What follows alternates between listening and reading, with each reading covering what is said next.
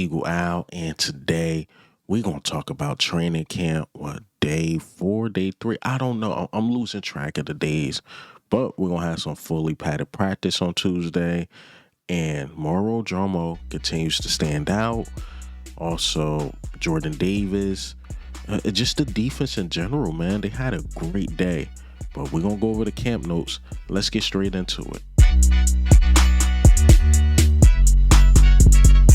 All right, man, just cut me some slack, man. It was Eagle Al birthday yesterday. Sorry if this video come out late. You guys know I'll try to have it out for you guys 8:30, but I got in the house 2 a.m.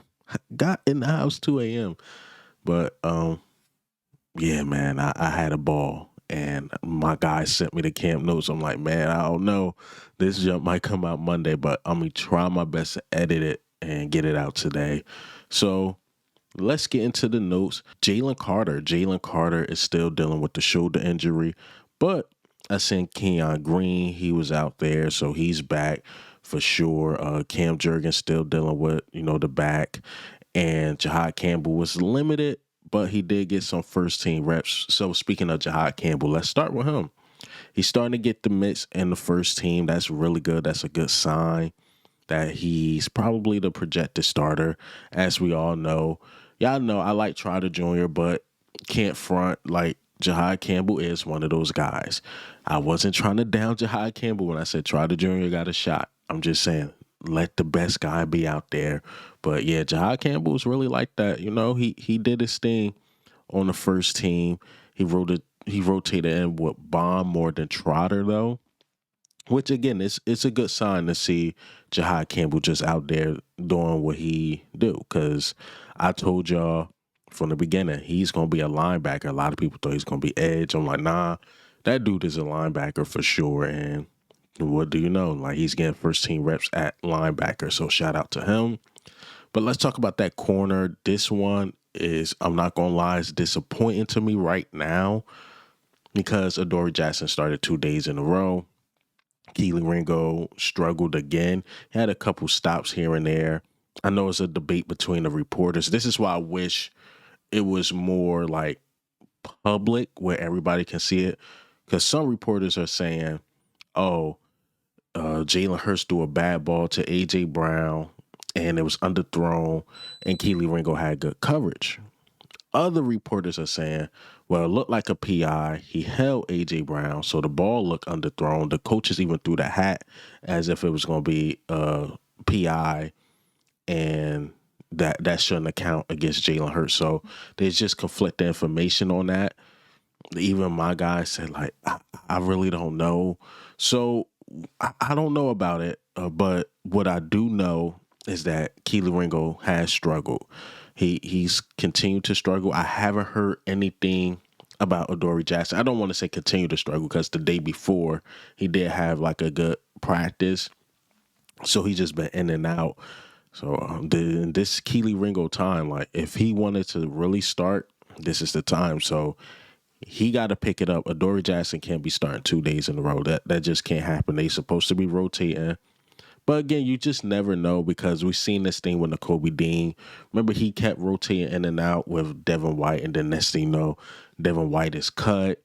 Nakobe Dean starting, he had a phenomenal year. Maybe the same thing could happen for Ringo, but the news I'm reading on them is like, it's too up and down. It's way too up and down. But again, last year, it was the same thing with Nakobe Dean. So hopefully the Bulldog pick it up, man. Hopefully he pick it up. Also, the safety room, Sidney Brown. So it's been a mix-up.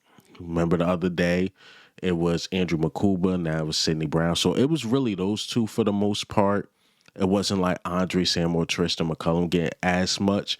So right now, like I stated in my last video, it's been a two-man battle between Andrew Mukuba and Sidney Brown. And also, they had Andrew Mukuba as like the second slot. So we ran dime packages. So they still find the ways to get him on the field, even if he's not the starting safety. So Andrew Mukuba is very talented, and one of his skill set is coverage. So if you can find a way to get him on the field, you got to get him on the field. So shout out to Andrew Mukuba. So Jalen Hurts had one of his worst days, and it really wasn't because, well, If you read other reporters, they say he was inaccurate. He just didn't look that good. But my guy was saying, like, yo, he was facing a ton of pressure. You know who was the guy? Moro Ojomo. Moro Ojomo was in his face, stopping the run, getting pressures. He was beating the hell out of Tyler Steen. Now, the big question is about Tyler Steen is Moro Ojomo really that good, or Tyler Steen's really that bad? So what we hoping is that Moro Ojomo is just having one of those camps. It's like, oh man, he's breaking out. Like, he could become a star in this league. So Moro Ojomo, again, he just did everything.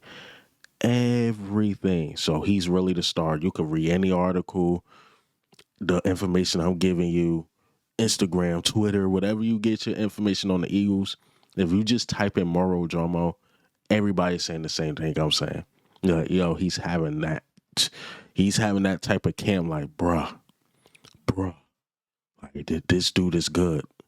He, like, somebody's gonna pay him $100 million good. Like, he's having that type of crazy camp. Just crazy camp in a good way. So Moro Ojomo, keep doing you. Keep doing you, man. Cause man, if you are third guy and the reports are true, like you balling how you balling, bro, imagine when Jalen Carter come back. And then you have Moro Ojomo rotating in. And he was the reason why, as much as I love Milton Williams, he was the reason why it was easier for me to deal with it. I'm like, okay, Milton Williams got to go get his bag. But Moro Ojomo showed flashes like crazy last year. And if it comes to life right now, man, oh man, we saved a lot of money, first of all. Second, it's going to be some tough decisions made. But let's talk about Jordan Davis. Jordan Davis, another great practice. Like I said, a lot of people was on Hurts about struggling, but had Jordan Davis batting balls, getting sacks, stopping the run, making things uncomfortable. Just to save all the talking about Jalen Hurts struggling, the defense just had a great day. Just put it like that. The defense had a great day, especially the defensive line. But Jordan Davis, man, another guy losing weight, looking good. Had him in on second and long, third and longs. So it's looking good. It's looking good for Jordan Davis. Again, he looked good out there. My fear was that losing all that weight, well, he still had that power. And he do. So shout out to Jordan Davis, man. Keep balling. Even Nolan Smith out there got some pressure.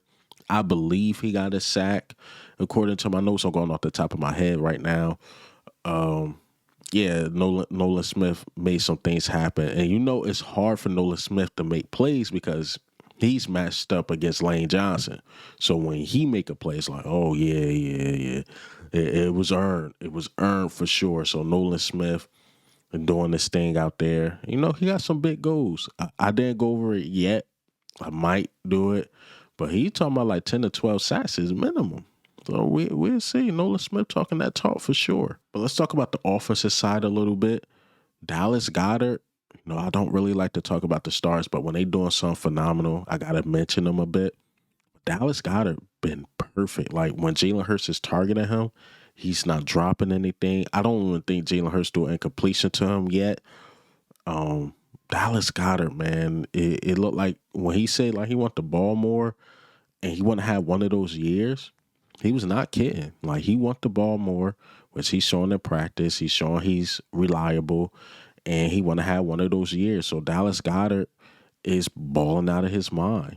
He's talking about he's making these linebackers and these slot corners look bad because Dallas Goedert is going out there on the mission. Even DeVonta Smith had another strong day. Like he said, he wanted to be a Pro Bowler, All Pro. He's not dropping anything. He's finding all the soft zones. The passing game is looking good. So it's looking good for the two guys that want to do some big things. So shout out to those guys. But let's talk about a guy, more under the radar, wide receiver 4 type guy, Terrace Marshall Jr. He continues to get first team reps. So right now, he's definitely winning that wide receiver 4, wide receiver 5 spot, whatever spot you want to put him in. Terrace Marshall Jr. continues to look good, continues to make that wide receiver room very uncomfortable, like AJ Brown said. I know a lot of you guys got on my head about him possibly taking Jihaad Dotson's spot. I think you guys misheard what I was saying. It's like, yo, I don't think he's going to take the spot, but, you know, if Jihaad Dotson decide to leave next year, you can have a smooth transition and he could take some reps from Jihaad Dotson. Not his spot, but he could get out there and take some reps. So Terrace Marshall Jr. continue to do big things.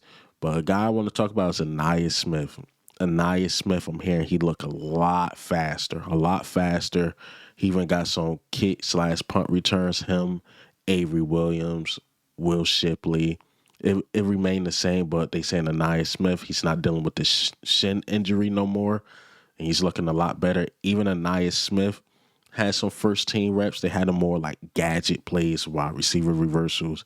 Because remember, he was one of those fast dudes coming out of college. But then remember, we seen him in preseason. Like, yo, he moving fast, but this straight line speed don't look that fast. It don't. But he was dealing with an injury. Again, he looked a lot faster. So we'll see if that continues. Let's talk about the third quarterback. Now, I haven't mentioned DTR. I haven't mentioned Cal McCord, but DTR had a phenomenal practice. DTR was making great passes over the middle to the sideline, doing what he had to do. And look, DTR even had some second team reps. Now, I'm not saying Cal McCord he should be sweating if DTR is balling like that, but DTR been having bad practices. He haven't had the best OTAs, but he's breaking out. He's getting more comfortable. So I have to mention that. Danny Gray, I haven't mentioned him in a minute. Him and Tanner McKee is having a really good connection. So that quarterback position, we got some real competition there for sure. DTR is just, I don't see how he makes the team, but it's good that he's putting out good things in practice. Maybe in preseason he put out good tape. And hell, he could still possibly make the practice squad. So he got to keep up the good work. So at least, he can make the team somehow, some way. So shout out to DTR, man. Let's talk about A.J. Dillon, man, the second or third running back, whatever you want to put him. A.J. Dillon is starting to get that praise. I think even Kevin Patullo during his press conference mentioned A.J. Dillon, like, yo, A.J. Dillon is really good. We know running the ball up the middle, but surprisingly, he's good at catching the ball in the flats and making things happen. So he's catching the eye of the coaches. That's good because I know a lot of people had doubts about A.J. Dillon, like, is he still the guy? We know he's been dealing with injuries here and there, but A.J. Dillon said he's healthy.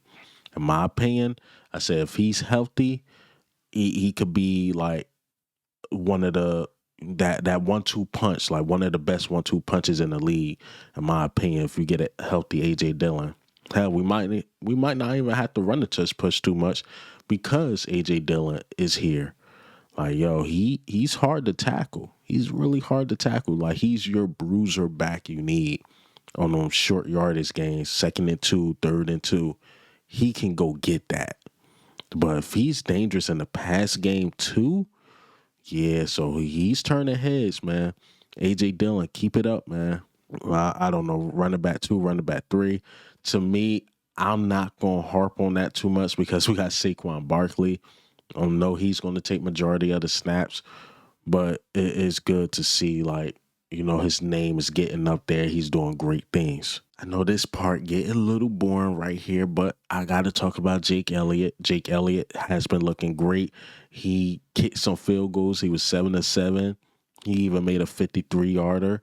I know that's something like, why am I talking about this? Because Jake Elliott struggled during the season. He struggled, man. So Jake Elliott making his field goals, doing what he had to do. I thought we should have brought in some more competition, but, the Eagles rock with Jake Elliott. And to be fair to Jake Elliott, he said he was dealing with an injury, or a couple guys alluded to that. That's why when you start seeing, like, later in the season, especially in the Super Bowl, he was kicking the ball a lot better. So shout out to Jake Elliott, man. Keep it up. You got to keep it up, man. 7-7 is really good. 53-yarders, really good. So Jake Elliott. Johnny Wilson, another good day. Another good day. He had one of the craziest catches over the middle between, I think it was Smile Munden and it was somebody else. It was crazy. Like he climbed the ladder on that one. And my thing with Johnny Wilson, he got the size. He could get open, but it was them hands. And if he's catching stuff, yeah, he can make this team for sure because we know he's a good run blocker as well. So Johnny Wilson having a great camp so far. Keep it up. I got to see it for myself, especially like during the preseason and stuff like that. But Johnny Wilson, he's having one of those camps, man. Him and Terrace Marshall JR and DeVonta Smith, yeah. We know A.J. Brown, like I told y'all in the beginning, he's beating the hell out of Ringo. So, look, our wide receivers looking good, man. We got some depth there. We got a little depth. Now, I want to talk about tight end Elijah Cooks. Elijah Cooks has been doing this thing. He beat Andre Sam a couple times. I know he's a guy I haven't mentioned at all, but I want to get his name out there because he's looking good. He's making that tight end room a little uncomfortable, depending on if we keep 2 or 3. We keep 3. It's going to be a battle, but we keep like 2. Of course, it's going to be Grant Calcaterra and Dallas Goedert. Those the 2, like, they lock, but that third is not really solidified yet. But again, we will see. But the guy that's making noise right now is Elijah Cooks. But that's all the notes I got for you guys, man.